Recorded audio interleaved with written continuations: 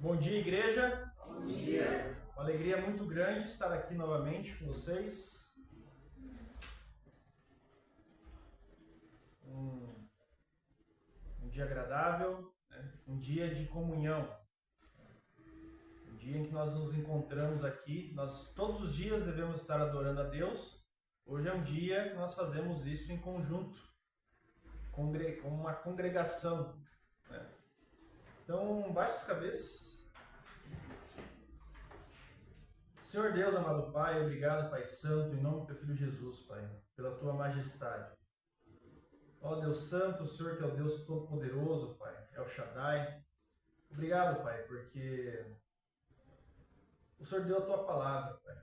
A Tua palavra que é a verdade, ó Senhor, onde o Senhor se revela, Pai. Nos mostra, Senhor, qual o caminho o Senhor deseja para nós, todo o Teu plano, Pai, de ponta a ponta, Senhor. Obrigado, Pai Santo, por isso. Obrigado que dentro do Teu plano, Pai, o Senhor deu esse espaço para que nós pudéssemos estar vindo aqui adorar a Ti, Pai. Nós cantamos aqui há pouco, Pai, que vim para adorar, vim para prostrar-me, Pai, vim para dizer que Tu és o meu Deus, Pai. Queremos fazer isso, Senhor. Dizer, ó Pai Santo, que viemos, ó Pai, para adorar ao Senhor, somente ao Senhor, ó Pai. Para prostrar-me, Senhor, porque o Senhor é o único, Pai. Tua palavra fala em Apocalipse, Pai, que digno é o Cordeiro de toda honra e toda glória, Pai. O Senhor é o único que é digno, Pai. E viemos, ó Pai, para dizer, Senhor, que Tu és o meu Deus, ó Pai, o nosso Deus, Senhor. O Senhor que é o único, Deus único e vivo, Pai Santo. Obrigado, Pai.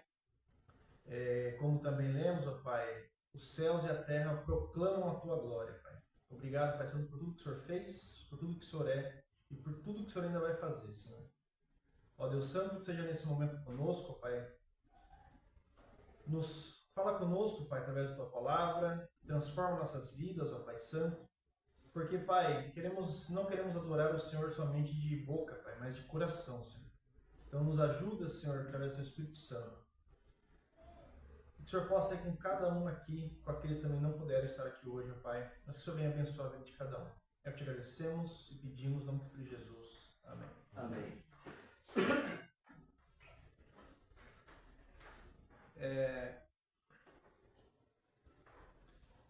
Então, fazendo uma pausa no nosso estudo de Atos, queria trazer aqui o estudo de uma carta.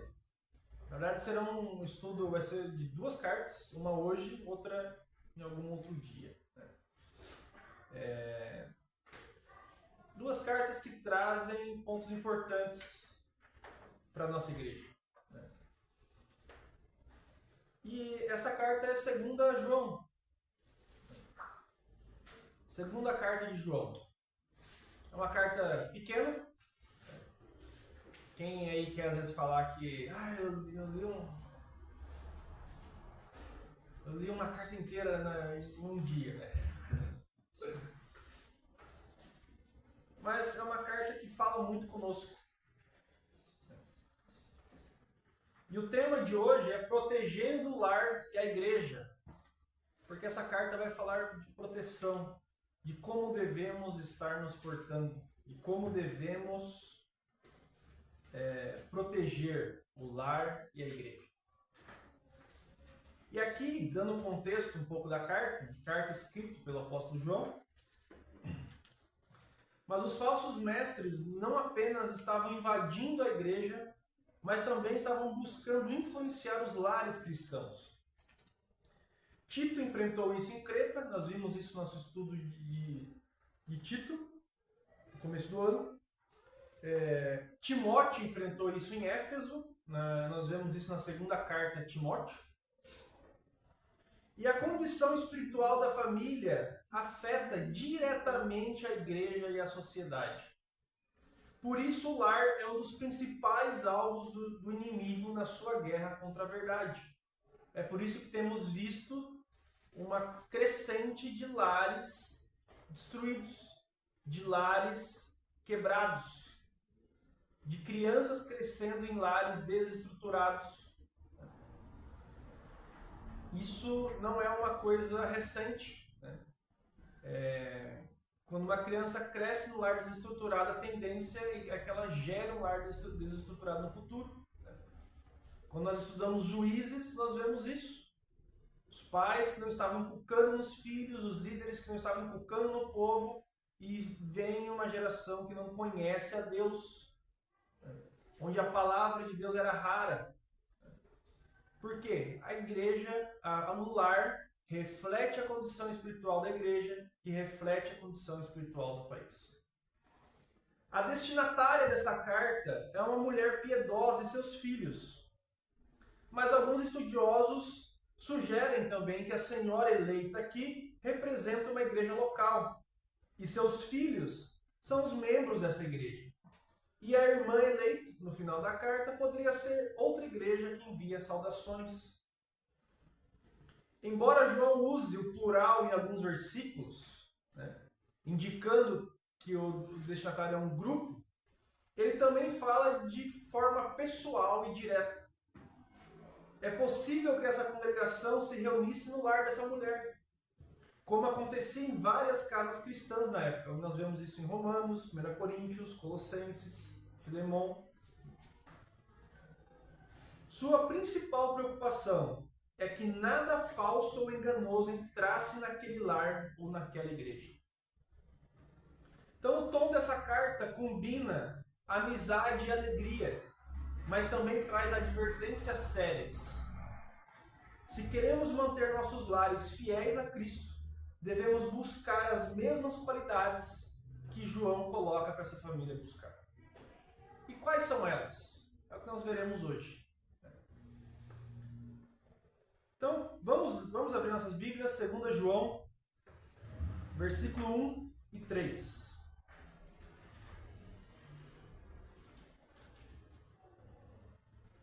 Lá no finalzinho da Bíblia, antes de Apocalipse, de Judas, de Terceiro, está entre a primeira carta de João e terceira carta de João.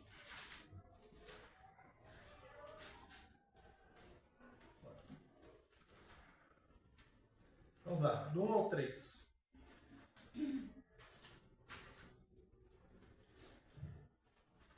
O presbítero, a senhora eleita e a seus filhos, a quem eu amo na verdade, e não somente eu, mas também todos os que conhecem a verdade. Por causa da verdade que permanece em nós e conosco estará para sempre.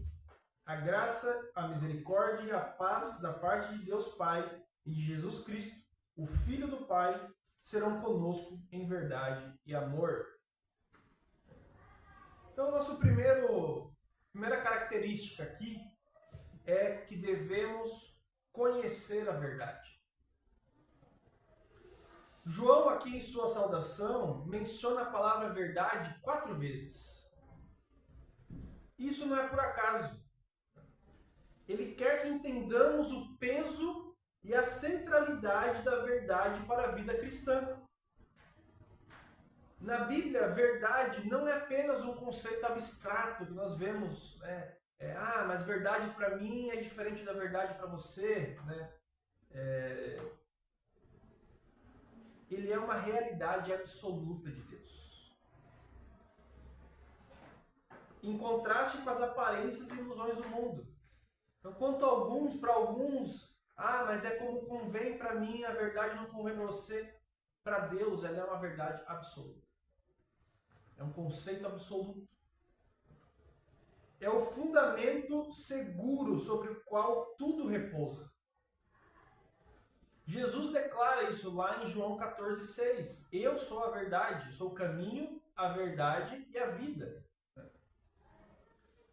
E ele mesmo afirmou ao Pai. Vamos abrir lá, João 17:17.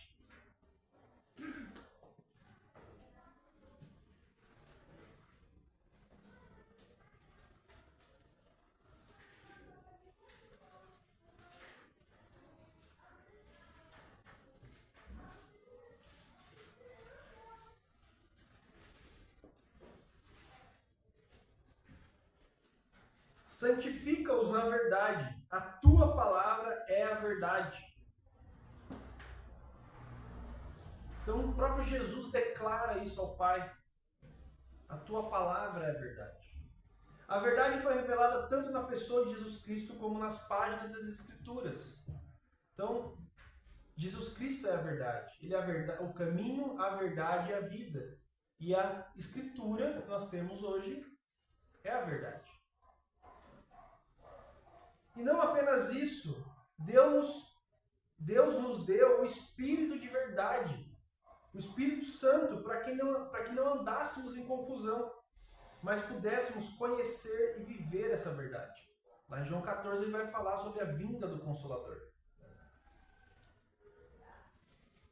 Mas, meus irmãos, a verdade não é apenas um conhecimento intelectual. Ela é também uma experiência profunda e pessoal. João nos mostra que não basta conhecer a verdade. É preciso amá-la e viver por ela. A verdade deve habitar em nós e nos acompanhar eternamente. Olha o que ele fala ali. Por causa da verdade que permanece em nós e conosco estará para sempre. Viver a verdade não é simplesmente concordar com doutrinas corretas. Embora isso seja importante. Mas é ter a vida moldada com um amor sincero pela verdade e um desejo ardente de glorificá-la em tudo. Não adianta vir pregar algo, falar algo para os outros e não viver aquilo. Não adianta, temos que amar a verdade e viver a verdade. Nossa vida tem que refletir isso, tem que refletir a verdade. E João começa sua carta assim, porque haviam falsos mestres espalhando mentiras nas igrejas. Não é uma coisa antiga, né? Mas ainda hoje nós vemos isso. Ainda hoje vemos falsos mestres levando mentiras para as igrejas.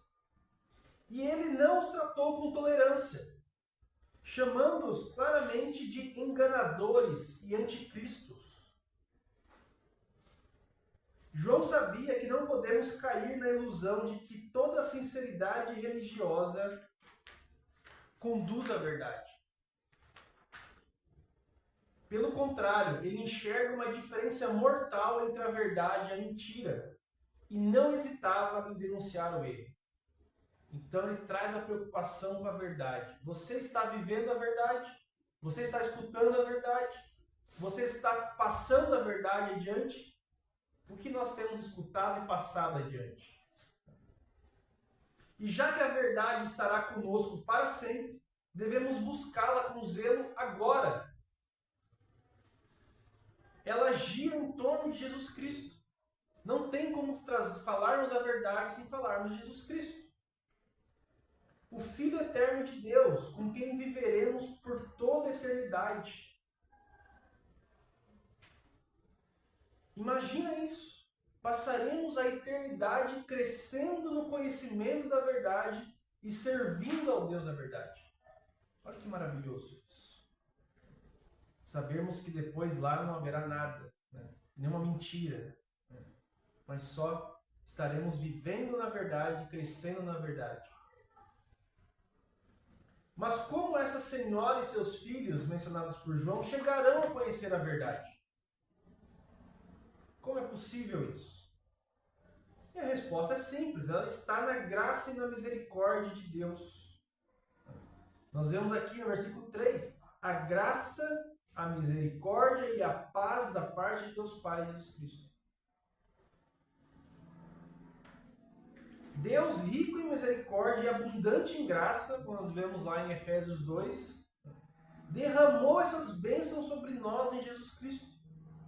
A salvação não vem simplesmente do amor de Deus. Ela vem da graça de Deus. Não teve nada que nós pudéssemos ter feito para conquistar isso. Não há justo nenhum sequer, não há quem busque a Deus, mas só pela graça dele, de olhar para nós e fazer a obra dele.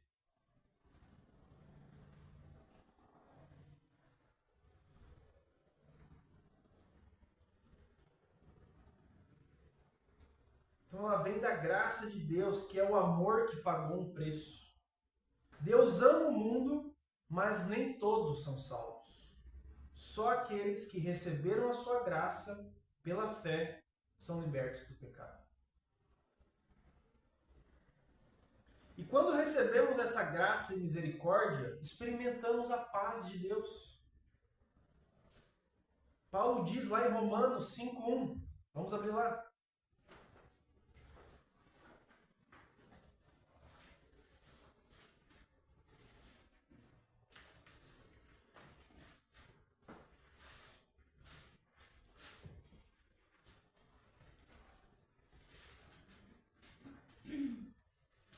Justificados, pois, mediante a fé, temos paz com Deus por meio do nosso Senhor Jesus Cristo.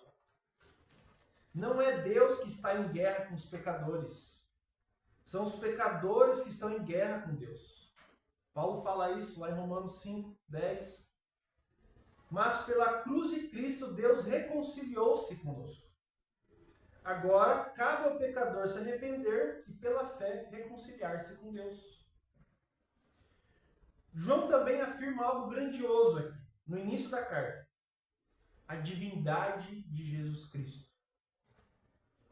Ele faz isso ao colocar lado a lado Deus Pai e o Senhor Jesus Cristo, lá no versículo 3. A graça, a misericórdia e a paz da parte de Deus Pai e de Jesus Cristo. Imagina se ele tivesse escrito outra coisa aqui. Né? Da parte de Deus Pai e o profeta Amós. E o profeta Daniel, e o profeta Ezequiel. Ficaria estranho isso. Porque Amós não é igual a Deus. Daniel não é igual a Deus. Ezequiel não é igual a Deus. Mas João coloca o Filho junto ao Pai. Porque ambos são igualmente Deus. Por isso ele reforça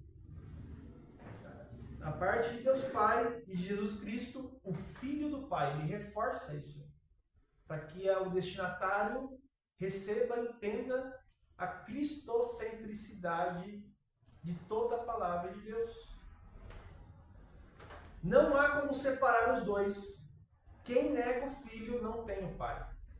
1 João 2:23, vamos ver lá, uma cartinha atrás aí.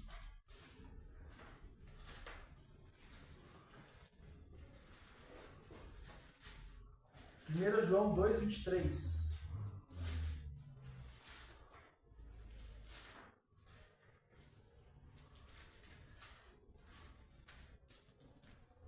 Todo aquele que nega o Filho, esse não tem o Pai. Aquele que confessa o Filho tem igualmente o Pai. E João está reforçando isso aqui, por quê? Para alertar dos falsos mestres que vão estar levando o contrário na vida deles, na minha vida e na sua vida diariamente.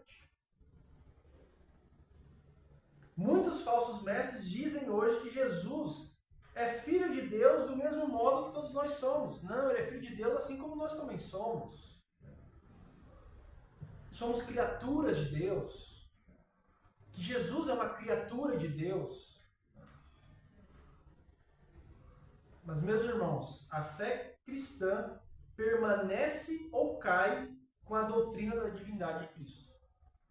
Se a doutrina da divindade de Cristo não está 100% entendida como Cristo, Deus, parte da Trindade, Deus Pai, Deus Filho e Deus Espírito Santo, ela cai por terra. A fé cristã cai por ali, porque pela graça somos salvos mediante a fé em Cristo. Se ele for apenas um homem, por mais sábio e bondoso que seja, não pode nos salvar. Mas porque ele é Deus, que veio em carne, morreu por mim, pelos meus pecados, e ressuscitou, temos redenção verdadeira. Se negarmos isso, não temos a verdade, mas apenas um conjunto de mentiras. E João alerta isso uma realidade daquela época de 2020 e poucos anos atrás, mas que é uma verdade hoje. Portanto, se quisermos que os nossos lares e igrejas permaneçam fiéis a Cristo e resistam aos falsos mestres, precisamos amar e conhecer a verdade. E como podemos fazer isso? Como você pode fazer isso? estudando fielmente a palavra de Deus. Nós vimos aqui que Jesus fala que a palavra é a verdade. Quanto nós temos estudado a palavra de Deus? Você tem lido a palavra de Deus? Ou tem só se alimentado dela de domingo a domingo? De domingo em domingo, parece. Esperando que outra pessoa te ensine. Meus irmãos, não se enganem, isso é uma obrigação sua. Minha e sua. Não terceirize a fé. Não terceirize o ensino. Aqui é um lugar onde nós fazemos isso juntos. Mas cabe a cada um amar, conhecer e estudar a verdade dia a dia.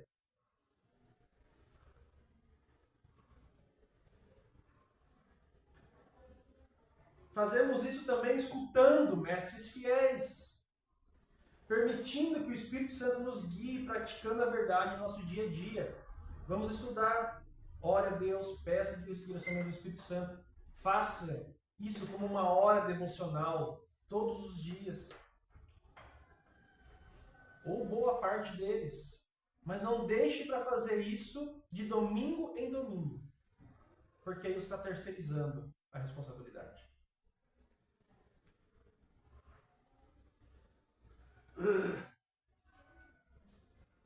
Não basta aprender com a mente. É preciso amar com o coração e obedecer com a vontade. Todo o nosso ser deve se submeter à verdade. E que responsabilidade temos nós, pais cristãos?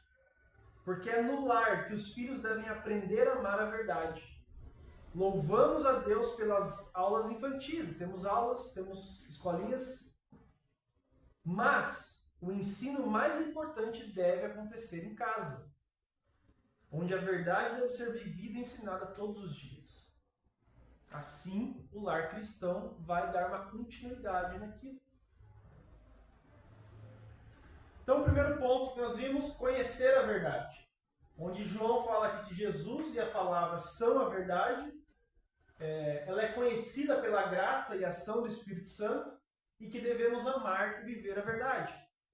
Então, conhecer a verdade, primeiro ponto. Temos conhecido a verdade? Temos estudado? É igual um voo, o Maramar que não está aqui, né? Mas é igual um voo, né? Qual que são as instruções de voo? Ela deve ter pegado um voo esses dias, deve lembrar.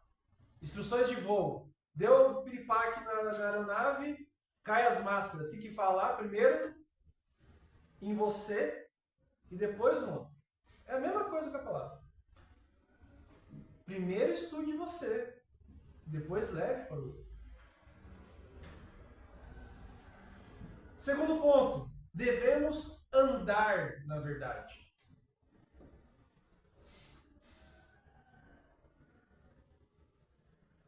Vamos lá, versículo 4 agora, 2 João, do 4 ao 6. Fiquei sobremodo alegre em ter encontrado dentre os teus filhos os que amam na verdade, de acordo com o mandamento que recebemos da parte do Pai.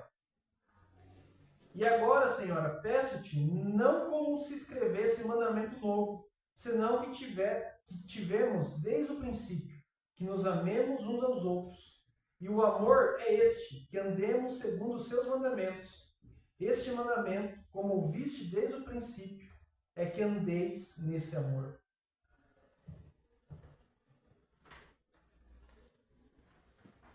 Andar na verdade significa obedecer à verdade e deixar que ela governe todas as áreas da nossa vida. João destaca isso com ênfase. Não basta estudar a verdade ou debater sobre ela. É preciso vivê-la. Muitas vezes, até cristãos zelosos acabam desobedecendo a verdade na forma como tentam defendê-la. Tenta defender, mas acaba desobedecendo. E aqui o apóstolo se alegra. João se alegra ao saber que a Senhora eleita e seus filhos andam na verdade. Ele não conhecia todos eles pessoalmente. A tradução mais literal aqui seria alguns dos teus filhos. Durante suas viagens, João encontrou alguns deles e viu sua obediência ao Senhor.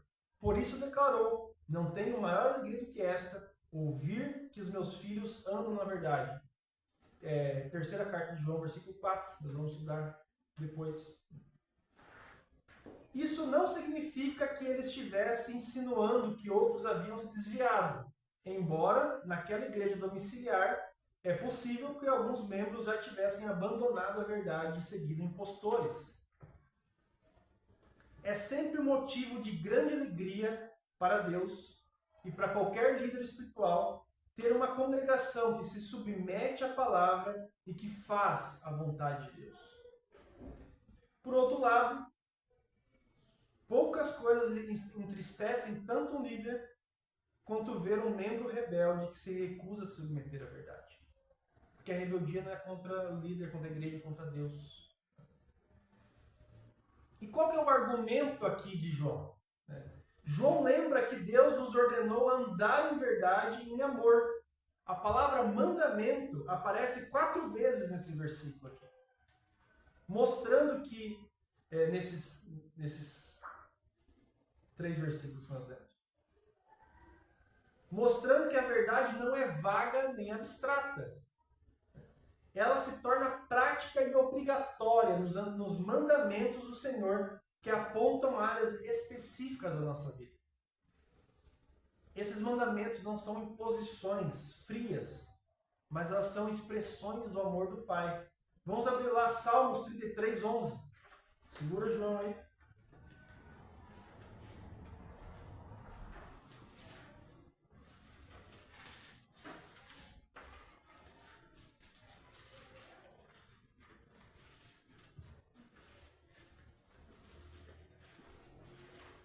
Salmos 33, 11.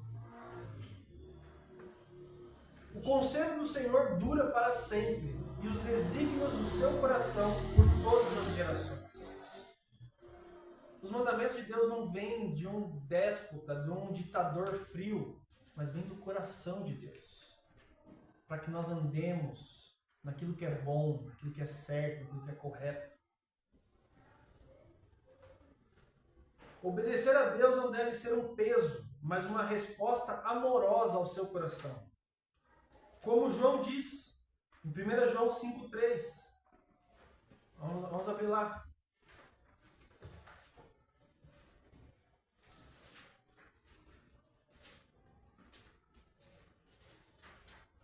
Porque este é o amor de Deus, que guardemos os seus mandamentos.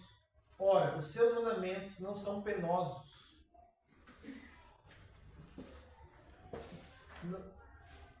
Não deve ser um peso para o cristão, mas deve ser uma alegria.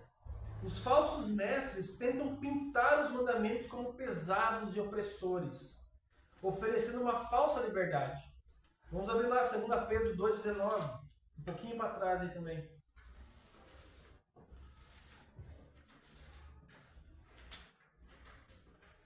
Falando aqui dos falsos mestres, Pedro falando, e prometendo-lhes liberdade quando eles mesmos são escravos da corrupção, pois aquele que é vencido fica escravo do vencedor. Então, está falando que os falsos mestres estavam prometendo liberdade. Como é que é possível ele prometer algo que ele não tinha?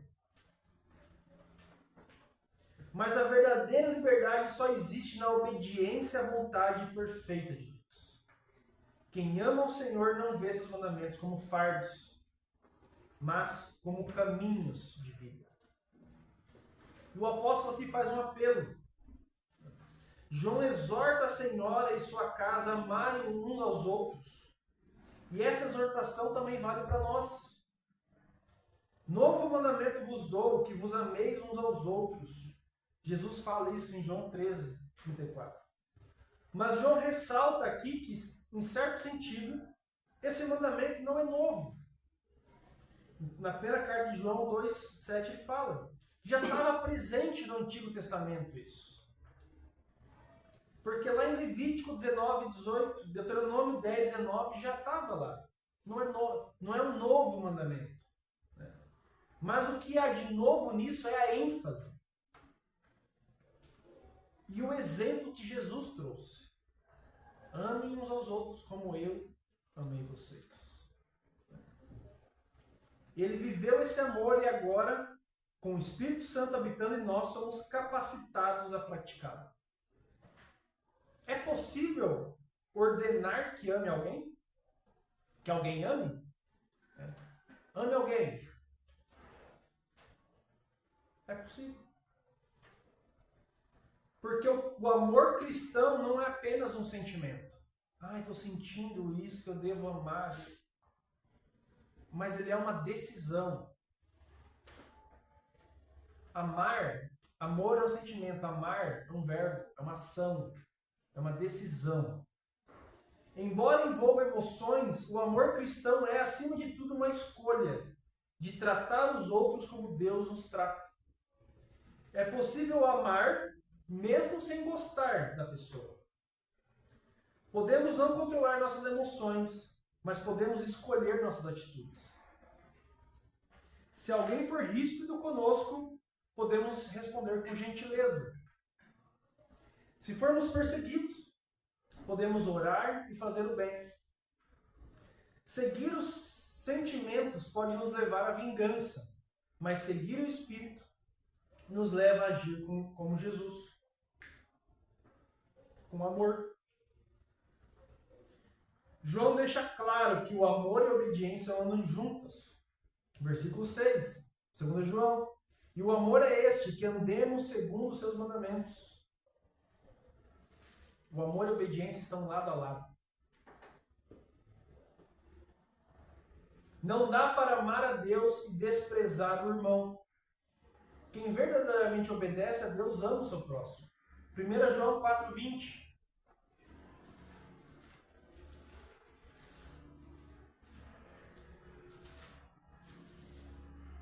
Se alguém disser, amo a Deus e odiar a seu irmão, é mentiroso. Pois aquele que não ama seu irmão, a quem vê, não pode amar a Deus, a quem não vê. João fala, é impossível. Você que fala que ama a Deus e odeia seu irmão, você é um mentiroso. É isso que ele está falando. João deixa... Nesse trecho, nós vemos 3 temas que caminham juntos. Verdade, amor e obediência. Eles não dá para separar. Eles andam juntos. Somos salvos quando cremos na verdade, em Cristo e em Sua palavra. E essa salvação se manifesta por meio do amor e da obediência. Quanto mais conhecemos a verdade, mais amamos e obedecemos. E quanto mais obedecemos, mais crescemos no conhecimento da verdade. É um ciclo abençoado. Dizemos a verdade em amor e obedecemos a Deus porque o amamos. Vira um ciclo. Enquanto obedecemos, aprendemos mais da verdade. E quanto mais conhecemos a verdade, mais amamos a Jesus, que é a verdade. Irmãos, nós não vivemos num círculo vicioso de esforço e fracasso, mas num círculo vitorioso. De verdade, amor e obediência. Que possamos andar assim para a glória de Deus. Você tem andado assim? Devemos buscar. Se não estamos, devemos buscar andar assim. Buscando a verdade, amando a Jesus e obedecendo. Então, segundo ponto, andar na verdade. Obedecer e praticar a verdade no dia a dia. Amor e obediência caminham juntos. E a verdadeira liberdade está em obedecer a Deus. Então, e o terceiro ponto que nós vemos aqui é permanecer na verdade. Vamos ler lá do versículo 7 ao 13.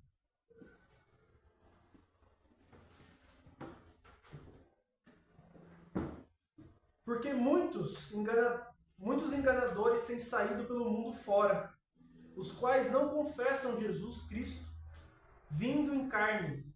Assim é o enganador e o anticristo. Acautelai-vos para não perderdes aquilo que temos realizado com esforço, mas para receberdes completo galardão. Todo aquele que ultrapassa a doutrina de Cristo e nela não permanece, não tem Deus. O que permanece na doutrina, esse tanto Pai como Filho. Esse tem tanto Pai como Filho. Se alguém vem ter convosco e não traz essa doutrina, não recebais em casa, nem lhes deis as boas-vindas. Porquanto aquele que lhe dá as boas-vindas faz cúmplice das suas obras más. Ainda tinha muitas coisas que vos escrever. Não quis fazê-lo com papel e tinta, pois espero ter convosco, e conversaremos de viva voz, para que a vossa alegria seja completa. Os filhos da tua irmã eleita te saúdam. Então devemos permanecer na verdade. João passa da alegria pela verdade vivida pelos cristãos para um alerta agora. Um alerta contra a mentira e contra o engano. Assim como Pedro adverte nas suas cartas, ele adverte que há muitos enganadores no mundo. E esse termo não fala apenas de falsas doutrinas, mas a conduzir as pessoas a viver de modo errado. É isso que a mentira e o engano vai fazer. Induzir as pessoas a andar de modo errado. Onde há doutrina errada, haverá comportamento errado, pois as crenças moldam a vida. E de onde vinham esses falsos mestres? João afirma, muitos enganadores saíram para o mundo. Ou seja, saíram da igreja. Saíram de dentro da igreja. Vamos abrir lá Atos 20, 29 e 30.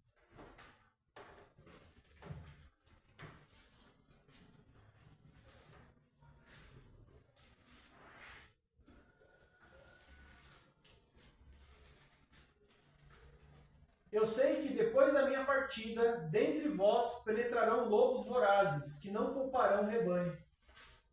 E que dentre vós mesmos se levantarão homens falando coisas pervertidas para arrastar os discípulos atrás deles.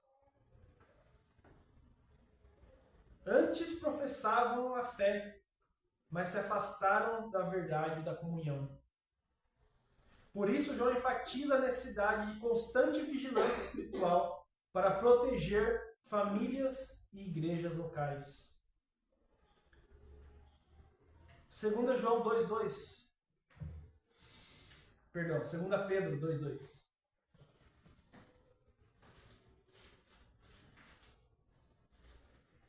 E muitos seguirão suas práticas libertinas, e por causa deles será infamado o caminho da verdade. Eram muitos enganadores, porque, como afirma aqui, a natureza humana caída prefere novidades sedutoras ao invés da verdade de Deus. Como vemos em 2 Pedro, eles usavam métodos enganosos e manipuladores. E, infelizmente, eram bem-sucedidos. E, infelizmente, ainda são bem-sucedidos. E, infelizmente, ainda vão ser bem-sucedidos em alguns, até que Cristo venha. Esses enganadores não eram apenas falsos mestres, mas também anticristos. 1 João 2, 18.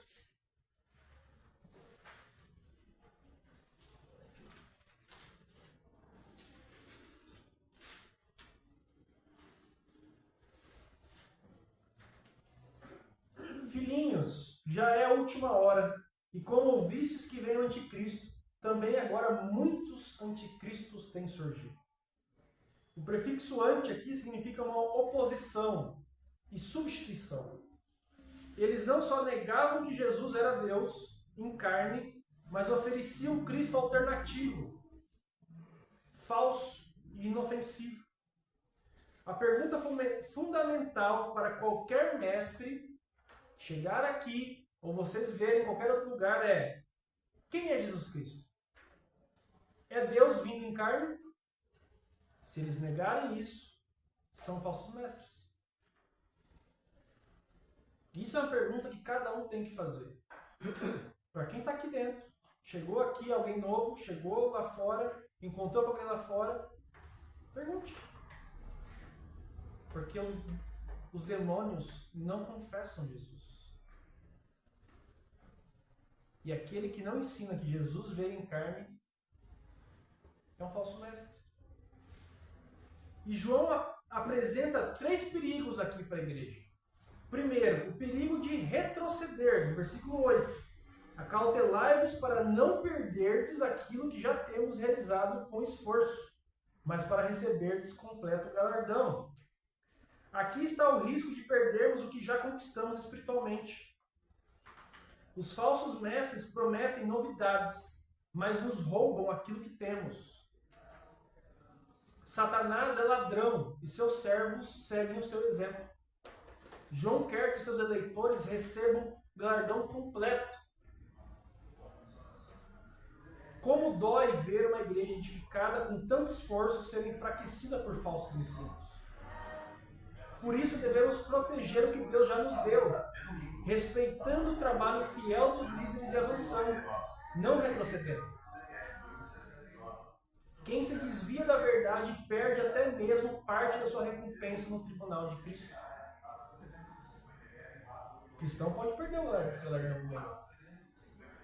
Não perde a salvação, mas perde o galardão. Você fez alguma coisa para Cristo lá atrás, ganhou um galardão, mas lá na frente você olha para trás e traz a glória para si, você perde. Meus irmãos, o que vocês fizeram no passado para Deus habilita você a estar aqui hoje. Mas o que faz você estar em Cristo é o que você faz hoje. Gloriar-se naquilo que você fez só vai te fazer perder. E Satanás quer que você perca essas coisas. Então cuidado. Não se glorie naquilo que você fez lá atrás. Ah, mas lá atrás eu já levei muitas pessoas a Cristo. Primeiro, não foi você que levou. Começa ali o ego, começa a arrogância, começa a soberba. E se você trazer a glória para si, você vai perder esse galardão. E João está alertando isso. Cuidado. Eu não quero que vocês percam isso. Não se glorie no passado. Não se glorie por ter adorado Cristo, mas adore hoje. É o seu presente que faz o seu hoje. É o seu presente que vai fazer o seu futuro. Cuidado. Ficar parado e remoendo e trazendo o passado vai te fazer perder o seu galardão. Segundo perigo que João nos alerta é o perigo de avançar além da verdade. Um outro extremo é ultrapassar os limites das Escrituras. A palavra usada significa ir longe, longe demais. Os apóstatas se diziam progressistas, mas na verdade estavam estagnados. Trazer algo novo e empolgante, mas que nega a doutrina de Cristo, especialmente a verdade de Jesus é Deus vindo em carne, não é progresso. Lá em João 5:23, a fim de que todos honrem o Filho do modo porque honram o Pai, quem não honra o Filho não honra o Pai que o enviou. Jesus está falando isso. Uma teologia que nega Cristo não é progresso, mas é retrocesso. Ecoando a velha mentira de Gênesis 3:1 de Satanás. Não foi assim que Deus disse? Só está trazendo algo que é mais antigo que qualquer outra coisa. João não condena o progresso em si. Deus ainda ilumina nossa compreensão da palavra. Deus deu o Espírito Santo para nos ensinar e para nos levar a uma nova compreensão e aplicação da verdade. E devemos crescer sempre. Mas se esse aprendizado nos afasta das doutrinas fundamentais de Cristo, é um progresso falso e perigoso. Então, o perigo de perder aquilo que ganhamos, o perigo de avançar além da verdade e o perigo de condescender com ele. João adverte contra acolher e apoiar falsos mestres, né? Que a gente viu ali no versículo 10 e 11. Na época, a hospitalidade cristã era essencial, pois havia poucos locais seguros para os viajantes. Mas hospedar falsos mestres significava cooperar com suas obras malignas. Por outro lado, receber servos fiéis era ser cooperador na verdade. Nós veremos isso na terceira carta de João. O princípio continua atual. Quando alguém bate a nossa porta oferecendo doutrinas contrárias à fé, precisamos de discernimento. Se rejeitam a doutrina de Cristo, não devem ser recebidos. João está falando isso aqui. João é rigoroso por 3 razões. Para não dar a impressão de que suas doutrinas são aceitáveis, para proteger os cristãos de serem contaminados e para não dar aos falsos mestres munição para enganarem outros. Recebê-los em casa seria abrir portas para o erro se espalhar. Ah, mas fulano abriu a porta para mim. Olha, fulano é evangélico. Se ele abriu a porta para mim, você pode abrir a porta também.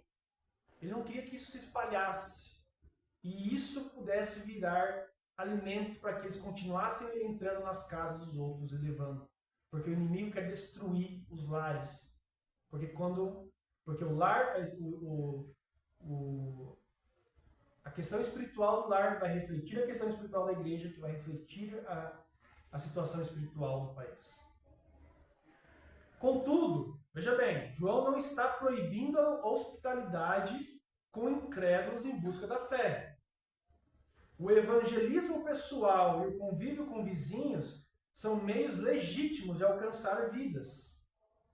A exortação aqui é contra dar apoio e aval a pessoas que rejeitam e distorcem conscientemente a verdade. Então, o terceiro ponto. Volta o nosso slide lá. Permanecer na verdade.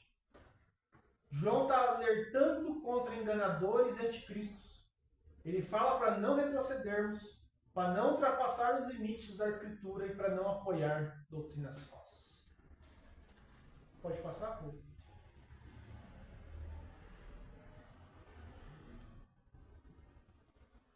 Então, conclusão, irmãos. Nas palavras finais aqui, no versículo 12 e 13, João reafirma a importância da comunhão cristã. Ele prefere encontrar-se pessoalmente do que apenas escrever cartas, porque a comunhão fortalece o coração. Não existe cristão que não faça comunhão com os outros. A palavra, todo o Novo Testamento, todas as ordenanças do Novo Testamento, resume-se ao quê? Nós já falamos várias vezes na mutualidade. Uns aos outros. Não tem como ser cristão sem fazer uns aos outros. Ah, mas eu vou viver isolado e lá não quero falar com ninguém. Eu vou comprar tudo pela internet só para não receber nada. Uns aos outros. Mutualidade. João tá reiterando isso aqui, ó. Eu não vou falar tudo aqui, porque eu quero encontrar com vocês, eu quero falar, quero compartilhar das verdades de Deus com vocês juntos. Então, resumindo aqui, a carta, finalizando, a carta de João nos lembra da importância de proteger os nossos lares e igrejas contra o campo do engano espiritual. Precisamos conhecer a verdade, andar na verdade e permanecer firmes nela. A fé cristã não é apenas conhecimento, mas vida vivida em amor e obediência a Cristo.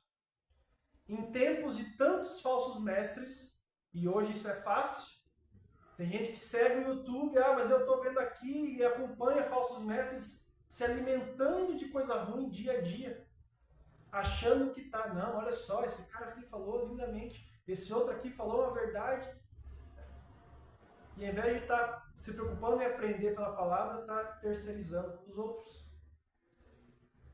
Em tempos de tantos falsos mestres e ideias distorcidas, sejamos vigilantes, fiéis à doutrina de Cristo e comprometidos em viver e ensinar a verdade em nossos lares e na nossa comunidade. Que a graça, a misericórdia e a paz do nosso Senhor nos sustentem nessa caminhada. Amém? Baixe as cabeças. Senhor Deus, amado Pai, obrigado, Pai Santo, Porque o Senhor, ó Pai, é a verdade, Senhor. O Senhor é o caminho, a verdade e a vida. A sua palavra, o Senhor deixou a verdade conosco através da sua palavra, que é a verdade. E queremos clamar, ó Pai, a Ti, Senhor, que nos ajude, Senhor, a andar na verdade, a conhecermos a verdade, a andar na verdade e a permanecermos na verdade, Pai. Porque queremos, ó Pai, dar toda a honra e toda a glória a Ti, Senhor, que é o único que é digno, Pai Santo. Nos ajuda através do Seu Espírito Santo. Nos constrange, ó Pai.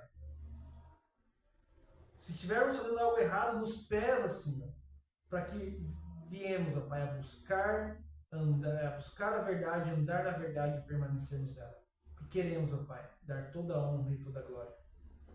E Deus Santo, que Seu nome seja louvado, santificado e justificado sempre, Pai. E que o Senhor venha novamente, Pai. Estamos aguardando isso. Maranata, vem, Senhor Jesus. É o que te pedimos e clamamos. Em nome do Filho Jesus. Amém. Amém.